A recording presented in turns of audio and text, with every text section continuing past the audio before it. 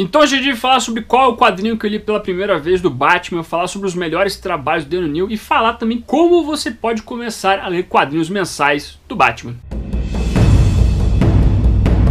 Sejam bem-vindos a Caverna do Morcego, meu nome é Fábio e hoje então vamos responder mais perguntinhas dos inscritos, porque tivemos algumas perguntas interessantes aqui naquela postagem que eu fiz na aba de comunidade. Então vamos lá responder todas as perguntinhas, mas antes não esqueça de curtir esse vídeo para ele subir nesse YouTube de meu Deus. E se você é novo, aproveite e se inscreva, porque todo dia tem vídeo aqui no canal e aqui é um bom local para você ficar muito bem informado do universo do morcego e interagir bastante aqui com a minha pessoa, né, respondendo perguntas. João Paulo, qual o primeiro quadrinho do Batman que você leu? Essa é uma pergunta recorrente que o pessoal já fez bastante aqui no Respondendo aos Inscritos. E como eu disse no episódio anterior, né, no vídeo anterior, tem algumas perguntas que se repetem e que é bom responder de volta, tendo em vista que cada vez mais pessoas estão entrando no canal, o que é positivo. E a minha jornada com o Batman basicamente começa com os filmes, com a animação clássica lá dos anos 90, mas com os quadrinhos foi mais ou menos ali no começo dos anos 90, depois dos filmes do Burton. O primeiro quadrinho que eu acabei tendo contato com o Morcego foi a Batman Anual número 2 da Editora Abril. Era um quadrinho em formato americano que trazia algumas histórias avulsas do Batman, não necessariamente as anuais dos Estados Unidos. A Editora Abril ela acabava fazendo uma mistureba e até lançava um encadernadozinho praticamente. Encadernadozinho é sacanagem, né? Era um encadernado mesmo de 100 e poucas páginas assim por diante. Lembrando que nessa época ela lançava os formatinhos com no máximo 75 páginas, então era um material diferente pra época. E eu ganhei esse quadrinho do meu pai, porque meu pai viu que eu gostava do Batman e acabou então trazendo lá pra mim essa obra que inclusive trazia uma grande história de duas caras. História essa chamada O Olho do Beholder, que não é escrito por ninguém famoso nem desenhado por ninguém famoso. Ela é escrita pelo Andrew Helfer e desenhada pelo Chris Sprouse, sendo publicada na Batman Anual volume 1, número 14. E assim, eu falar que esses caras não são conhecidos é sacanagem, né? Eles não são conhecidos como grandes nomes por trás do Batman, tipo, sei lá, um Frank Miller, um Alan Moore, por causa da piada mortal, Grant Morrison e assim por diante. São dois quadrinistas que fizeram um bom trabalho, é isso. E essa história, O Olho do Beholder, traz pra mim uma das melhores origens do Duas Caras. É uma origem que é anterior ao Longo Dia das Bruxas, por exemplo, inclusive traz coisas envolvendo o pai do Duas Caras, que era um pai abusivo, trazia uma pessoa que também tinha dupla personalidade que acabava influenciando Duas Caras. É muito interessante a construção desse trabalho. É claro que esse encadernado da Editora Abril trazia outras histórias, até pelo formato dela, mas a que me marcou mais foi essa história de Duas Caras, porque era uma história violenta ainda, até porque tinham Duas Caras se mutilando em um momento lá que aparecia sangue, e eu pequenininho fiquei meio surpreso com o fato de quadrinhos trazer coisas violentas, né? Tá acostumado com a Turma da Mônica e assim por diante. Eu só fui começar a colecionar Batman realmente a partir da Batman Vigilantes de Gotham número 1, né? Comecei a fazer a coleçãozinha a partir dali, e depois a coisa foi indo. Tive momentos na minha vida que eu parei um pouco de comprar Batman, tava meio desgostoso em relação a quadrinhos, mas quadrinho é que nem uma droga, você nunca vai deixar de consumir. Essa é a verdade. Sócrates Cordeiro Gonçalves, quais são os melhores trabalhos de Dan O'Neill envolvendo o Batman? O Dan O'Neill é um quadrinista que ele é privilegiado por ter dois momentos muito marcantes envolvendo o trabalho dele com o Batman, né? Que é como roteirista e depois como editor. Inclusive, quando ele era editor, ele ainda era roteirista também. Para mim, os melhores trabalhos do Dan O'Neill são os momentos onde ele começa a trabalhar com o Morcego, especificamente quando ele traz, né, da vida ao Ra's al Ghul junto com o Neil Adams. O trabalho que ele fez lá em Contos do Demônio, apresentando a Talia, depois trazendo o Ra's al Ghul, foram muito bons, e até esses momentos foram adaptados quase que ipsilitris para os episódios do Animated Series, quando nós temos a apresentação do Ra's al Ghul. Então você vê que o trabalho dos caras ali é um trabalho muito importante. Só que o Dan O'Neill é um cara que ele fez muita coisa interessante envolvendo o Batman. Eu gosto muito quando ele introduziu a Leslie Tompkins e o Beco do Crime dentro das histórias do Batman. O Dan O'Neill, pelas características dele, pensamentos dele, acabou dando um lado mais social pro Morcego, né? Tentou dar uma justificativa pra ele não ser só um playboy milionário que fica isolado em casa sem fazer porra nenhuma. Criou conceitos como fundações e assim por diante, coisa que tinha na Era de Ouro, só que não era tão explorada. O Dan O'Neill acabou explorando um pouco mais esse lance. É claro que ele não fez nada tipo que nem um Arqueiro Verde quando ele trabalhou com esse personagem, mas ainda assim ele trouxe discussões interessantes envolvendo o Batman nesse sentido. Mas posteriormente ele fez muitas coisas boas além disso, né? Quando ele foi o editor lá das revistas do Batman, ele conseguiu fazer uma espécie de cronologia bem interessante. Ele foi um cara aí que ajudou a conceber, por exemplo, projetos como Batman 1, a Queda do Morcego, Contágio, Terra de Ninguém. Então é um cara que conseguiu fazer uma espécie de cronologia bem interessante ali no final dos anos 80 e até o final dos anos 90. E durante essa fase, por exemplo, eu gosto muito da revista que ele concebeu, que é Batman Legends of the Dark Knight, que era pra explorar basicamente o conceito de Batman 1. Dar continuidade nessas histórias que se passavam nos primeiros anos do Batman e trazer um Homem-Morcego menos experiente e trabalhar em cima disso. Tanto que eu gosto de Batman Xamã, Batman Veneno, que foram dois trabalhos que ele escreveu. Eu gosto muito da origem que ele escreveu do Ra's al Ghul, Fu, que é O Nascimento do Demônio, que faz parte lá da trilogia do Demônio, que tem os belíssimos desenhos do Norman Brayfogle, inclusive as cores do Norman Brayfogle, que é muito bonito. Trabalho que até então era inédito, mas acabou saindo pela primeira vez na coleção da editora Eagle Moss, na coleção de graphic novels da DC, não da lenda do Batman. Mas de qualquer maneira, eu acho que os trabalhos dele como roteirista lá no começo são os mais notáveis, na minha opinião, até por mudar o personagem Batman e dar uma atualizada para a Era de Bronze.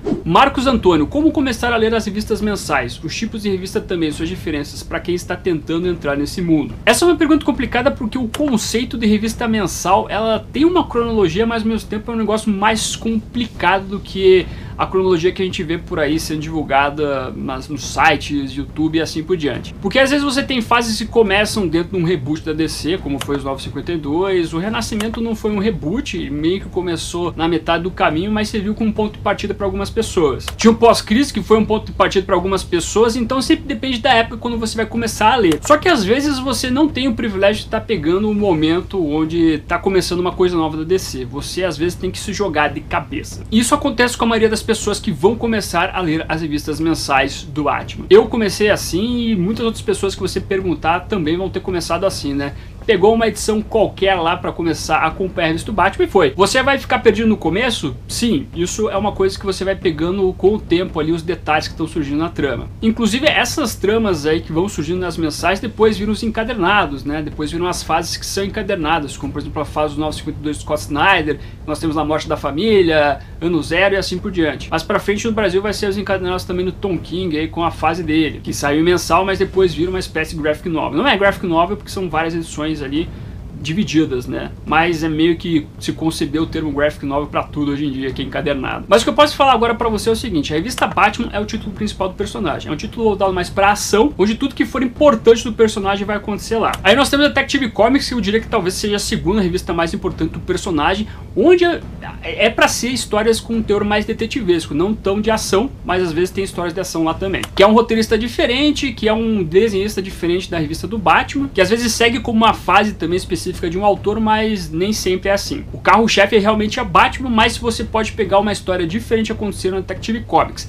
Essas duas histórias, elas se complementam? Às vezes sim, às vezes não. Na maioria das vezes não, porque o editorial deixa cada escritor escrever o que eles quiserem, tendo algumas regrinhas básicas ali para as histórias não se atropelarem basicamente. Mas às vezes, como por exemplo a saga Guerra Coringa, nós tivemos o entrelaçamento dessas revistas. Aí você foi vendo coisas ali que são parecidas, né, que trazem o mesmo teor de história. Mas se você quiser acompanhar uma separada da outra, você até pode. Você não vai perder, digamos assim, os detalhes da trama se você ler a revista Batman e não ler Detective Comics, e vice-versa. Tem um videozinho aqui que eu expliquei mais ou menos por detalhes qual que é a diferença da revista Batman e Detective Comics, que eu vou deixar aparecendo no card aqui em cima. E aí você tem os títulos da Batfamília, como As Noturna, Batgirl, às vezes tem Robin, agora não tem, mas no passado tinha uma revista do Robin e assim vai indo. Que são histórias que são periféricas, que seguem basicamente ali o personagem título e tá bom também, você não precisa acompanhar necessariamente essas histórias para você ficar inteirado da revista principal do Batman ou Detective Comics também. E às vezes a DC Comics lança revistas especiais para complementar uma história ou outra de uma revista ou outra. A Panini lançou recentemente aquele título, aquele encadernadozinho chamado Cidade do Bane, que eram histórias periféricas ali do Cidade do Bane, da saga, que bem na verdade elas não influem na saga principal, são meio que complementos ali, trazendo coisas que eu não digo que são irrelevantes, até porque são histórias boas, mas que não vai fazer nenhum problema para você não ter lido. Aí você vai ver outros periféricos também, como Liga da Justiça, onde o Batman lá trabalha de uma maneira diferente. O Batman pode formar sua própria Liga da Justiça também, como foi a Liga da Justiça América recentemente, que é um Batman totalmente diferente dos outros, totalmente entre aspas. Na verdade ele é trabalhado por outro roteirista, ele acaba sendo um pouco diferente, mas também essas histórias não influem no título principal do Batman, coisa do tipo. Às vezes influi, às vezes não influi na verdade, porque pode ser que um arco principal aí da Liga da Justiça traz algo que é relevante para o universo DC como um todo. Aí vai acabar fazendo diferença no título do Batman como uma mera citação, mas eu acho que no grosso modo não faz tanta diferença. E além disso nós temos as ideias alternativas, né, como por exemplo Batman o Cavaleiro Branco, que é um universo paralelo em relação às revistas principais do Morcego, que não tem ligação nenhuma com o título principal do Batman. Então, para começar a ler a revista Batman, meu amiguinho, não tem assim muito segredo, para ser bem honesto. A Panini até ter feito um trabalho interessante no catálogo dela, colocando lá, tipo, esse título é bom para quem quer ler pela primeira vez um quadrinho. Às vezes eles colocam nova fase começando, você pode acompanhar a partir de agora aqui um novo roteirista escrevendo esse arco. Às vezes é bom pegar um roteirista diferente ali começar a ler Batman através desse novo roteirista. Como, por exemplo, vai acontecer no Brasil agora com a entrada do James Tynion IV. Então pode ser uma maneira bacana de você começar a ler a revista Batman também, né? Tem um momento onde a revista é zerada que as pessoas, porra, agora eu vou começar a colecionar a revista Batman ou qualquer outra revista. Que é um momento legal, que é um momento que funciona assim, sem problema nenhum. Mas minha sugestão às vezes é pegar então essa transição aí de equipes para você ficar meio que por dentro daquilo que vai acontecer então nas histórias, né? Não pegar a coisa acontecendo no meio do caminho. Tanto é que eu tava sugerindo para as pessoas não começarem a ler o Batman através da Cidade de Bane, porque é uma saga que é meio que o final do trabalho do Tom King. Aí não ia adiantar você pegar só o finalzinho se você não leu tudo lá desde o começo, né? Então não fazia sentido. Agora faz sentido você começar a acompanhar a fase do James Tynion, por mais que não seja uma fase que eu tô achando grandiosa. Então sempre procure isso, procure uma nova fase que está começando, procure algo novo que está acontecendo na revista. Geralmente a Panini vai simbolizar quando isso acontece no catálogo ou na descrição dentro do seu site. E você pode acompanhar a revista que você quiser, independente, né? Se você quiser acompanhar Batman, manda bala. Se você quer acompanhar sua Detective Comics,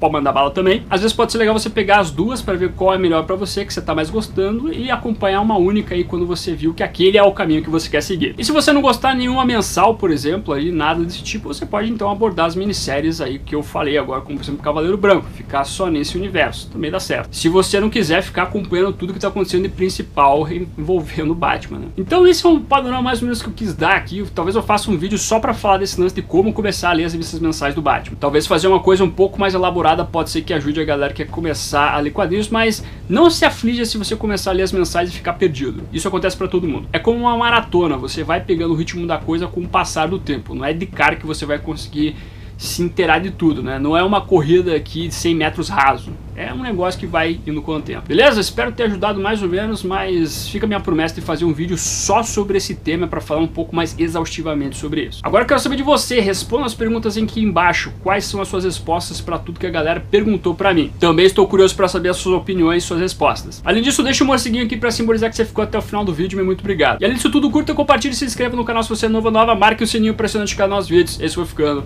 por aqui. Como sempre, no final do vídeo nós temos os membros do canal, a galera que mantém o canalzinho aqui de pé. Agradeço demais a colaboração de vocês, bem como de você que faz suas compras através dos links da Amazon, Saraiva e Submarino que estão na descrição. Aproveita que você tá aí, meu amiguinho, dá uma olhadinha no vídeo que está aparecendo agora. É um vídeo que vale o seu clique. Agradeço a sua companhia, até a próxima e fui.